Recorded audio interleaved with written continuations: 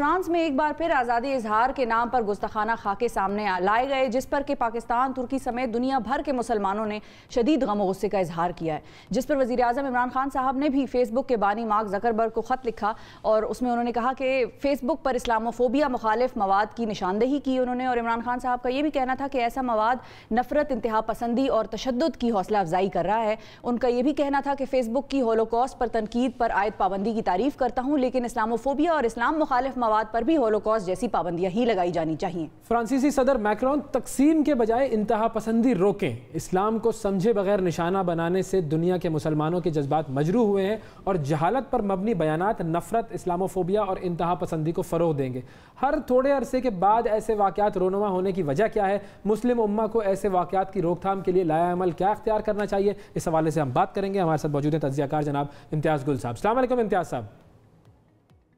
السلام علیکم۔ Welcome to the شو سر۔ بہت شکریہ پروگرام میں وقت دینے کے لیے۔ یہ جو واقعات ہر تھوڑے عرصے کے بعد ہوتے ہیں، آپ کو نہیں لگتا کہ یہ ویسٹ میں جو ہے وہ ڈبل سٹینڈرڈ ہے اور وہ ہم سے ڈیل کرتے ہوئے الگ طریقہ ان کا اختیار کرتے ہیں اور باقی لوگوں سے ڈیل کرتے ہوئے الگ ان کا طریقہ ہوتا ہے؟ جی بلا شبہ ایسے ہی ہے۔ بین الاقوامی سیاست میں دوہرے معیار آپ کو ہر طرف نظر آئیں گے۔ یہی فرانسیسی ریاست تھی جب اس نے نائجیریا اور شمالی افریقہ کے دوسرے الجیریا، مراکش، تونس اور کئی ممالک میں جب اپنا ان کا قبضہ تھا نوآبادیاتی طاقت کے طور پہ، تو وہاں پہ تو انہوں نے ہزاروں لوگوں کو مارا۔ اب اس وقت کبھی انہوں نے نہیں کہا ہوگا کہ ہم قاتل ہیں، ہم غاصب ہیں، لیکن اب اگر ان کو کوئی قاتل غاصب کہے یا ان کو کہے کہ اسلام کے خلاف بات کر رہے ہیں تو ان کو ایک دم نظر آ جاتا ہے کہ یہ مسلمان جو ہیں وہ علیحدگی پسند ہیں، انتہا پسند ہیں۔ تو وزیر اعظم صاحب نے میرے خیال بڑی ایک اچھی بات کہی ہے اپنے خط میں، اور اپنے مکروں کے نام اپنے جو ایک پیغام ہے کہ جس طرح آپ نے یہودیوں کے خلاف جو مواد پہ پابندی لگا رکھی ہے، اسی طرح اسلام اور اسلام کے چاہنے والوں کے حوالے سے بھی نفرت انگیز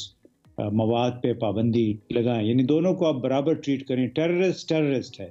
چاہے وہ کسی اسلامی ملک سے ہو، چاہے وہ کرسچن ہو، چاہے وہ ہندو ہو، اور اسی طرح وہ مواد بھی کسی بھی انسان کے خلاف اگر کوئی مواد نفرت انگیز ہے یا کسی کو ابھارا جاتا ہے تشدد پہ کسی دوسرے مذہب کے فالوورز کے خلاف یا کسی دوسری شخصیت کے خلاف، اس قسم کے پیغامات کو بالکل اس پہ پابندی لگانی چاہیے۔ اور اس حوالے سے وزیر اعظم نے بالکل ایک بڑا اعتدال پسندانہ اور حقیقت پسندانہ بیان دیا ہے۔ میرا خیال ہے دوسرے ممالک بھی یہی تو میکرون کا نام لے کے سر کہا ہے اپنے اس میں کہ یہ ٹھیک نہیں کیا گیا اسٹیٹ لیول کی طرف سے، اگر اس قسم کا ہوا اس کو کس طرح سے دیکھتے ہیں؟ کیا اسٹیٹ ٹو اسٹیٹ لیول پہ اس طرح سے کوئی بیان آپ کے خیال میں یہ ٹھیک تھا، اسی طرح ہونا چاہیے تھا، یا خان صاحب کی کوئی اور اسٹریٹجی ہونی چاہیے تھی؟ نہیں، ہم سے پہلے تو ترکی کے صدر نے بڑے کھلم کھلے اس سے بہت زیادہ گمبھیر بات کر دی مکروں کے بارے میں کہ بھئی آپ ان کا تو شاید ذہنی معائنے کی ضرورت ہے، کوئی بیمار معلوم ہو، اس انداز میں انہوں نے بات کی ہے۔ تو میرا خیال ہے ہمارے وزیر اعظم نے جو کہا ہے وہ بالکل، دیکھیے اسلام اور ہمارے نبی حضرت محمد صلی اللہ علیہ وآلہ وسلم نے بھی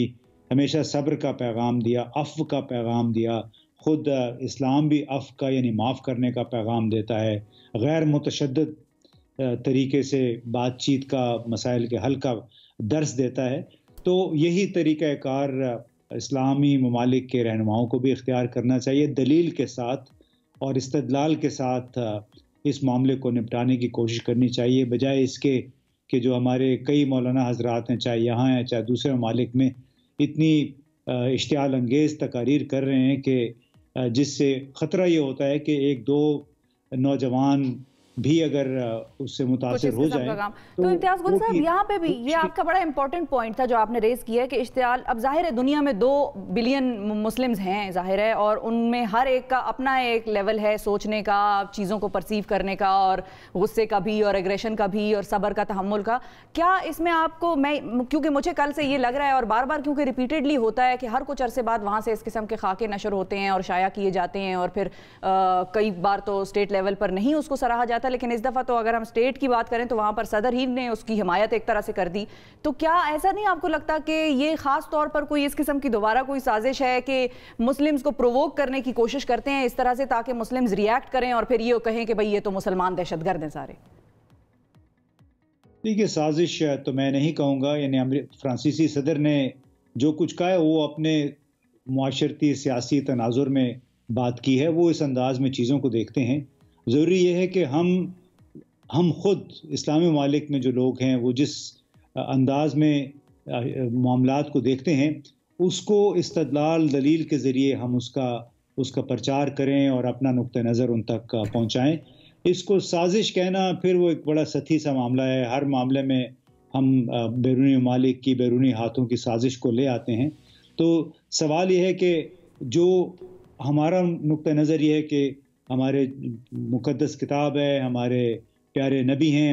ان کی شخصیت کی انسلٹ کرنا وہ ہم کسی صورت برداشت نہیں کر سکتے. بالکل ایسے ہی جیسے کرسچنز